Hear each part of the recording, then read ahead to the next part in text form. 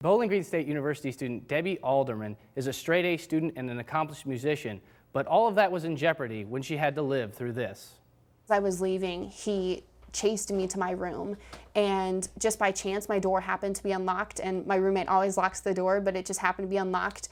And by the time I got into the room and was trying to close the door, he was already trying to force the door open. That was the last time Bowling Green State University student Debbie Alderman faced abuse from her boyfriend, who had been verbally abusing her for months.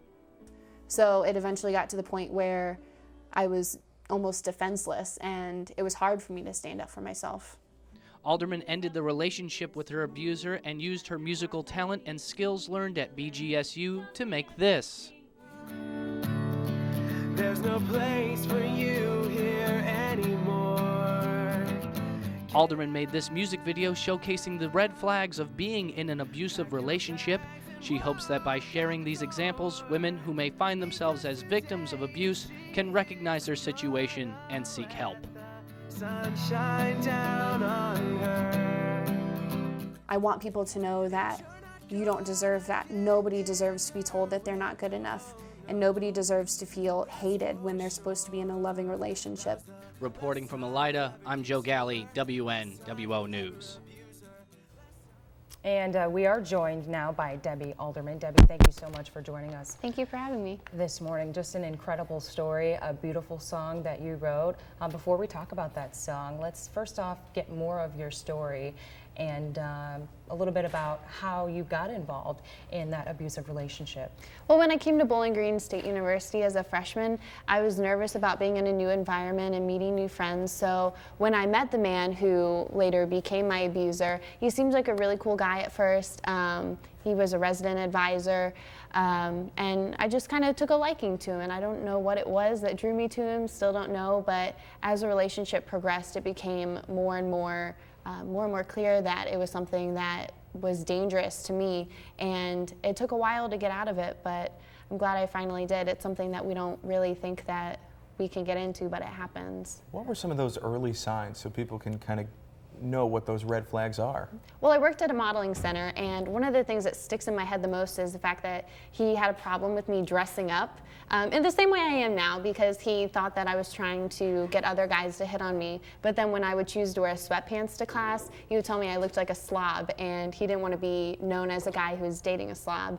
I was also working 60, 70 hours a week, not this past summer, but the summer before, and he would get upset because I'd be too tired to talk to him on the phone at night, and he actually told me that I didn't really care about him, and I was being selfish for wanting to go to sleep at night when I had to get up at 6 in the morning.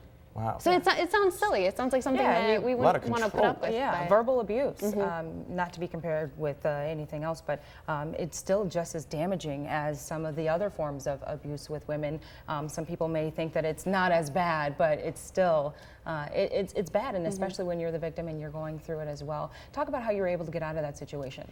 Well, I ended up ending my relationship with him in November of 2010, but we were still talking. We lived in the same building. We were on the same staff. And it wasn't until Valentine's Day of 2011 that I finally had the chance to sit down and talk with him. And after he accused me of being the reason he wasn't getting along with his parents and the reason his cousin who lives in another country committed suicide, he said that those things were my fault, and I'd never met his cousin. But after that, I told him that it wasn't good for me to be in a relationship with him. I didn't want to talk to him. I didn't want to have any more contact with him. And as I was leaving, he chased me down the hall to my room, and I had to use the force of a 130-pound girl against the force of a guy who's 180 pounds to try to force my door closed.